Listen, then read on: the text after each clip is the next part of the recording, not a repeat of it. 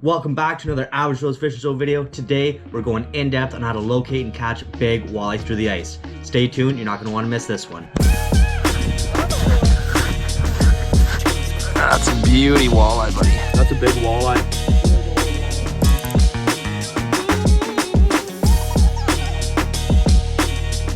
So that's what I was saying to Lyle. In the first couple minutes of these videos, we gotta let you guys know.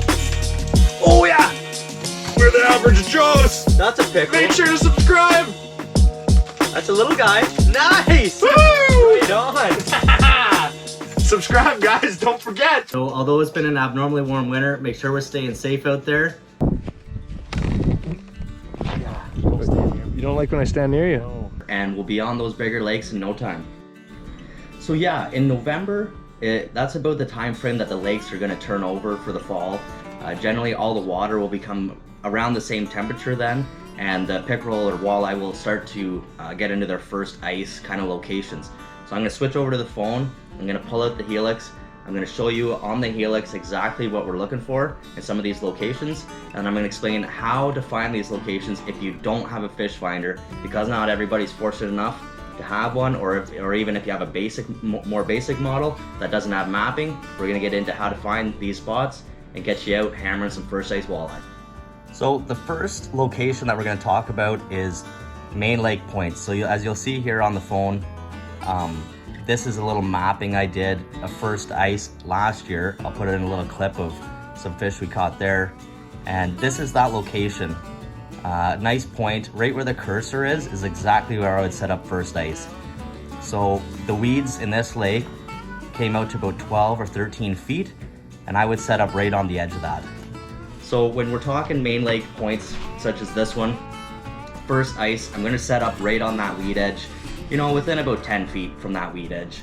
Anywhere in that 15 feet range, you know, plus or minus, you know, 3 or 4 feet. These walleye are gonna be up in shallow feeding. So what I'm gonna do, especially on the lakes we're on, they're flash bites, 30-minute power half hour, as some people call it. So I'm gonna set up 2 hours before dark, hour and a half before dark, and I'm gonna be jigging in about 20 feet, 23 feet, and I'm gonna have a set line, sucker minnow, nice big one, and I'm gonna put it right on the edge of the weeds. But I'm gonna wait to put that set line up probably an hour before dark, because I don't want pike tripping the flag. Like, I wanna wait for those pickerel to come in, and that's what we're really going for. So I'm gonna be jigging deeper that whole time. So anything that's coming in and starting to work those areas a little bit earlier in the night, we're gonna get those bites sooner than later. So a lot of these fish, the way that we're targeting them, they're either coming up to the structure from the basin, or they're already up there and they're cruising that weed edge up in shallow feeding. So the second location we're gonna talk about is a main lake hump structure, or main lake shoal. I'm gonna flip over to the phone. So here is a main lake hump. Comes up here 8 feet or so, and these wave points is exactly where I would fish that. This waypoint 13, a little bit more than the other ones, but if other people are out there, then those are my secondary points that I would take. These two kind of down here is a rock kind of line that I found, so that would be another good location. So lots of weeds here, rock line there. So I'd either set up down here, or I would set up on waypoint 13, which is just off this point, right after the quick transition. It starts to taper off. They're gonna cruise that transition strip right there real easy, right before it breaks off into the real deep 80, 100 feet of water there. So that's what we're really looking for these first ice locations. Okay, so some of you may not have the luxury like I picked up this Helix 7 here, and they're fairly expensive. So how I would find these locations if I didn't have one of these, Navionics is a great tool that's gonna get you maybe not right on top of a spot, but it's gonna get you close. And then another thing I do is, everybody's got a cell phone now, and I'll just use my cell phone. So I'll screen record exactly what I would look for before I start punching holes. So if I can't map this out, or I don't know of an area, this is exactly what I'm gonna do before I even get to the lake. So I just pulled up on my phone that main lake point that I was showing you guys earlier on the Helix. This is that exact main lake point on my phone. So just because, you know, maybe you can't map it out on your fish finder, or maybe you don't even have a fish finder, you can pull up your phone and you can see these visual points. You're gonna see this shallower section of that point on your phone, but that's gonna get you in the right location to start drilling a hole. So if I came to a spot like this, I would drill a hole, and if I didn't have a fish finder, I'd put a big sinker on the end of my line. I drop down, okay, 5 feet, and maybe you pull up a weed, and I'd go out another 20 yards, I'd drop down 10 feet weeds, I'd go another 20 yards, okay, 20 feet, no weeds, and then I would just kind of come back between the two holes, and I would find that break line, and then that's how I would figure that out. So basically what all these locations have in common is they're basin oriented. So within 50 yards, you're gonna be into deep water where those fish are gonna spend the majority of their day, and then right in that 30-minute power half hour, they're gonna come in and start feeding. So make sure at any spot that you do try to find, you're gonna be located near the deepest section in that lake, whether that's 30 feet, 50 feet, or 150 feet. You just wanna be on these similar locations, kind of on those break lines, right in that last 30 minutes, and you'll be laughing. Okay, we're gonna talk about midwinter areas for pickerel. So we're going to all these same areas we spoke about before. The only difference is we're gonna push out a little bit deeper. I'm probably not gonna fish any shallower than 25 feet, but I'm probably not gonna go any deeper than 30 feet unless I know I'm on a lake where I can catch and keep. If you're fishing anywhere deeper than 30 feet and you try to release a fish, generally that fish, unless it's a lake trout, which is a fish that can burp, generally that fish is gonna die just through the barotrauma. So if you're deeper than 30 feet, that's a catch and keep situation. If you're less than 30, then that fish should be okay to release. To add on to the midwinter bite, I'll go to all these same locations, but I'm not gonna be on that hard transition. I'm probably gonna move out to a little bit more gradual area and find the gravel and boulder kind of break line. Wherever there's gravel and boulders, that's where I'm gonna set up on. Instead of that weed edge, I'm probably gonna find the more rock like gravel and boulder edge, and I'm gonna set up in about that 25 to 28 foot range. Okay, so now we're gonna get into some late season pickerel techniques for March Madness.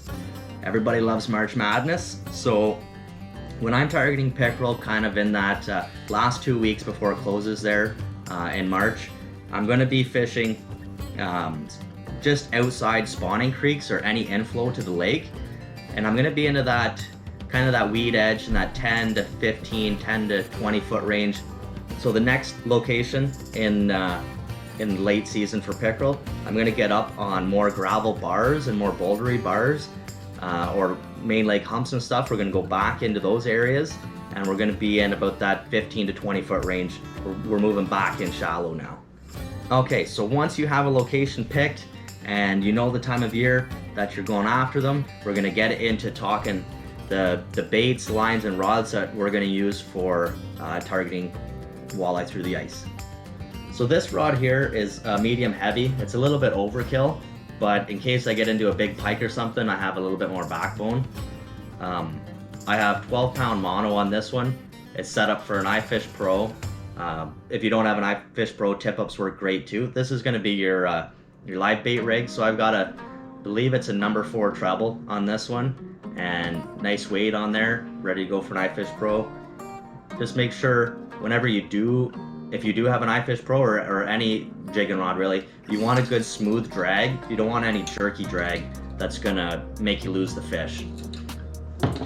So next we're gonna get into the actual active rod. So this one is just a medium action, same thing. I think this is 10-pound line, medium action, 28-inch length rod here. So it's actually kind of short to ice fishing rods nowadays. They're a little bit longer, but this is just a standard one. Good action on it. I just got a red macho minnow tied on right now, which is a great go-to bait, but we're gonna go into the tackle box here and show you all the baits that I generally will use for pickerel. Okay, so my first baits that I have here are a little bit more of a aggressive technique for these pickerel. So I got a hyper hammer and forget what this is called, just another glide bait. So they're perfect for jigging up these pickerel. Right beside them I've got small little rattle baits, another awesome bait for these pickerel. Next I've got the more of a pound and rattle on the spot type of bait. So I got a coffin spoon, buckshot, and a PK spoon. They're all rattles in there, and they They work great for pounding on the spot. Nice cast master. Perfect spoon for pickerel and lake trout. Leaf flutter spoon. I've caught a lot of big pickerel on this one. Really awesome bait. And last, like a flutter spoon, like this dinner bell. Yeah, so all those spoon baits and buckshots and coffin spoons and flutter spoons, they're all going to be tipped with a minnow head or a tail of a minnow. Generally, I'll tip it just with like a small mud minnow, and I just put the full minnow on there. If they're going to eat it, they're going to eat it. They're not going to really be that fussy, and if they're not going to eat, they're not going to eat. You'll find a lot of times those flash bites, those 30 minutes, power, half-hour bites, if the pickerel are on, they're going to come in and eat. And if they're not on, they're going to come in, look at your bait, all lethargic, and just swim away. And it's going to be very frustrating, but you just got to keep after it, because within a day or two, those fish are going to turn on, and you'll be getting them. So make sure you keep at it, and those fish will bite. So if you like what you've seen, like I said, like, comment, subscribe. Stay tuned to the next one.